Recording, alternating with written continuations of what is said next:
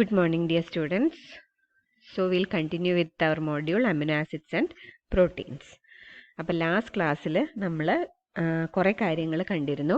Classification of amino acids ഒക്കെ ആദ്യത്തെ ക്ലാസ്സുകളിലാണ് നമ്മൾ കണ്ടത്. ക്ലാസിഫിക്കേഷൻ, പ്രോപ്പർട്ടി, സിന്തസിസ് അതൊക്കെ കഴിഞ്ഞു. പിന്നെ നമ്മൾ പോളിപെപ്റ്റൈഡ്സിനെ കുറിച്ചാണ് പഠിച്ചുകൊണ്ടിരുന്നത്. അപ്പോൾ അതിൽ പെപ്റ്റൈഡ് ലിങ്കേജ് എന്താണ്, പെപ്റ്റൈഡ് സിന്തസിസ് എങ്ങനെയാണ് ചെയ്യുന്നത്, ആ കാര്യങ്ങളൊക്കെ നമ്മൾ കഴിഞ്ഞ ക്ലാസ്സിൽ കണ്ടിരുന്നു. അപ്പോൾ നമ്മൾ ഇതിൽ ക്ലാസിഫിക്കേഷൻ കഴിഞ്ഞു, പ്രോപ്പർട്ടീസ്, സിന്തസിസ്, പിന്നെ പോളിപെപ്റ്റൈഡ്സിലെ പെപ്റ്റൈഡ് ലിങ്കേജ്, പെപ്റ്റൈഡ് സിന്തസിസ് നമ്മൾ കണ്ടു. ഇനി പെപ്റ്റൈഡ് സിന്തസിസിനെ കുറിച്ച് കുറച്ച് കാര്യങ്ങളും കൂടെ നമുക്ക് പഠിക്കാനുണ്ട്.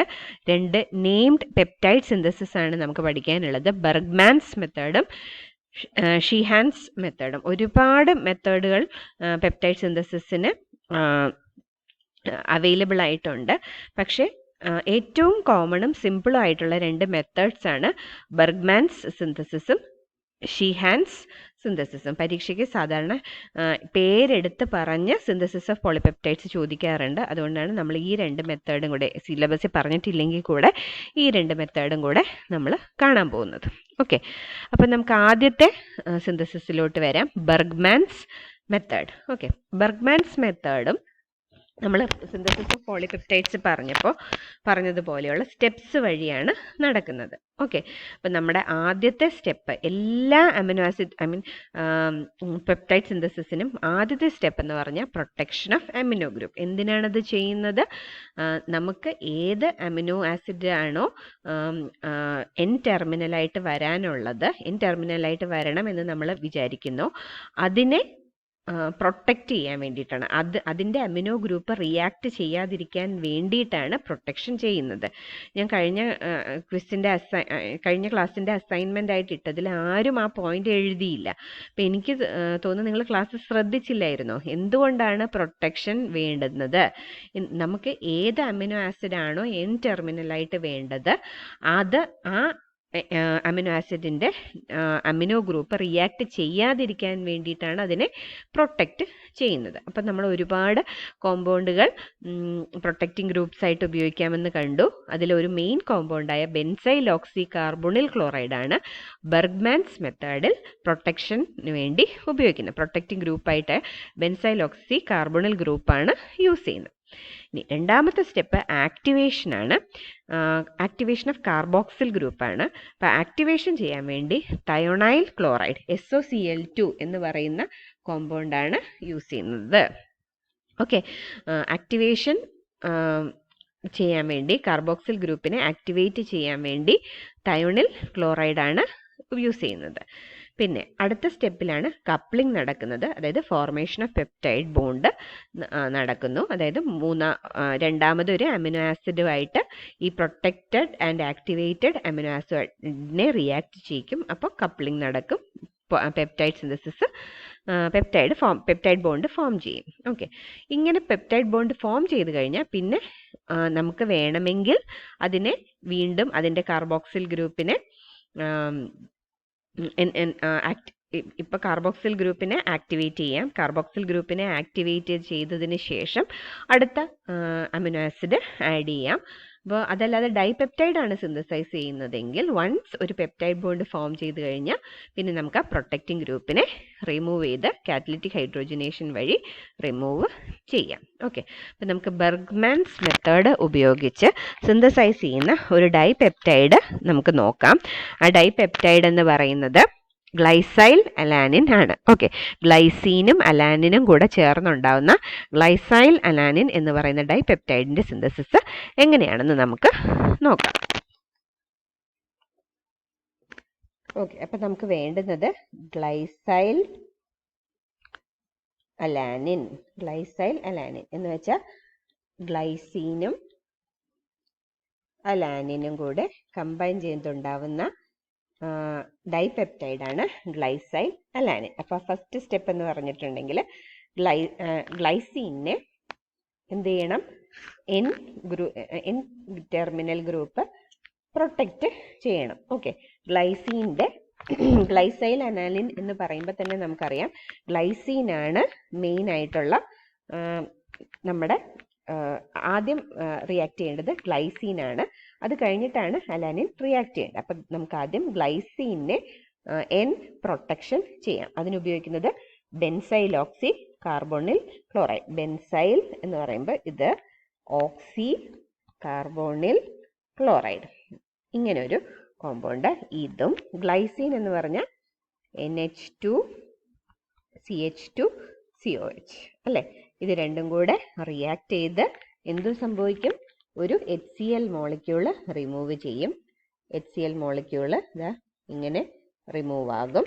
റിമൂവ് ചെയ്തതിന് ശേഷം ബാക്കിയുള്ളത് C6H5CH2O CO NH CH2COH. Okay, അപ്പം ഇങ്ങനെ N പ്രൊട്ടക്റ്റഡ് ഗ്ലൈസീൻ ഉണ്ടായി. N protected glycine.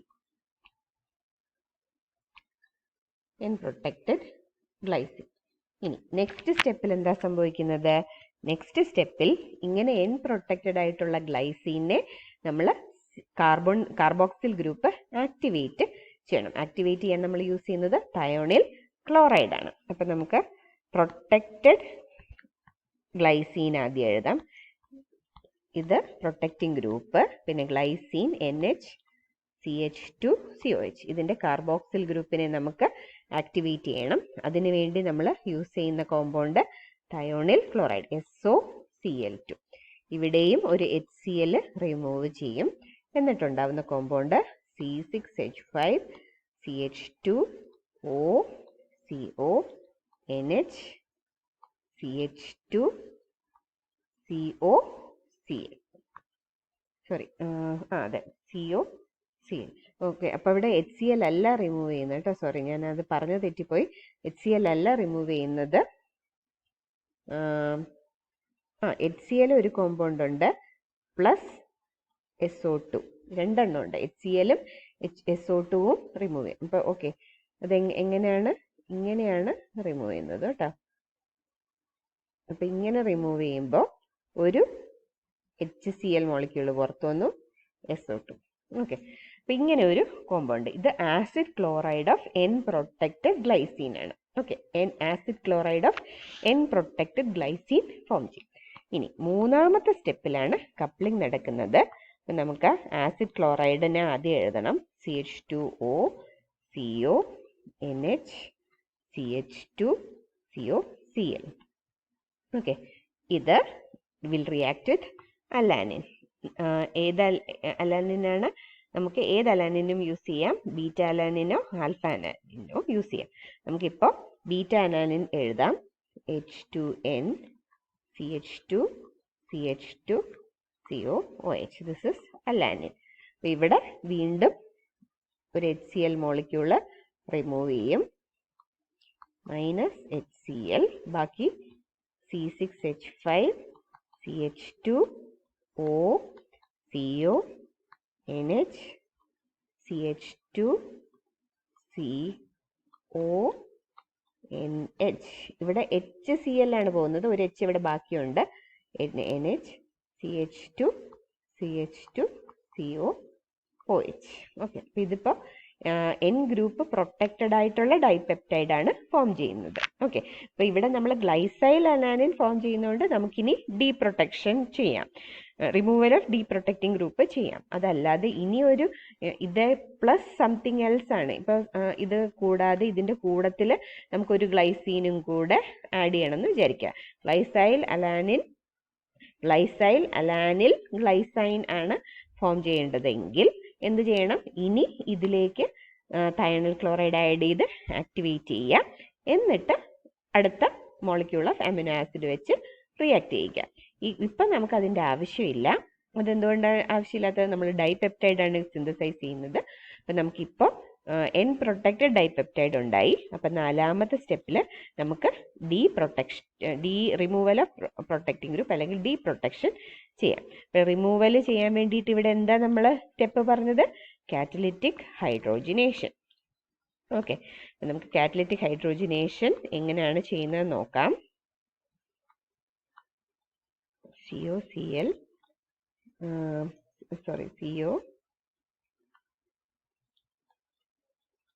NH CH2 CH2COH എടുത്തിട്ട് അതിനെ ഹൈഡ്രസീൻ വെച്ച് ട്രീറ്റ് ചെയ്യും.